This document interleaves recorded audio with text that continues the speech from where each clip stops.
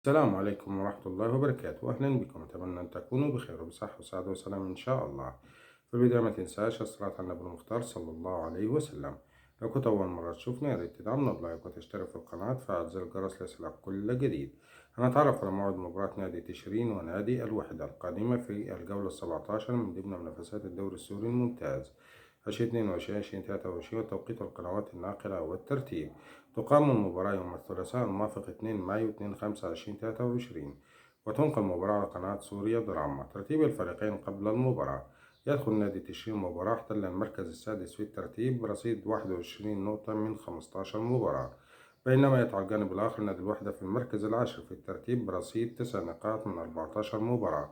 وتقام المباراة على ملعب الجلاء بدمشق، وتنطلق صافرة البداية في تمام الساعة 1 بتوقيت الجزائر وتونس والمغرب، والثانية بتوقيت السودان وليبيا، والثالثة بتوقيت العراق والسعودية والكويت والبحرين وقطر والأردن ولبنان وسوريا واليمن وفلسطين ومصر، والرابعة بتوقيت الإمارات وعمان. ما تنساش شارك برأيك في التعليقات عن توقعاتك لنتيجة المباراة.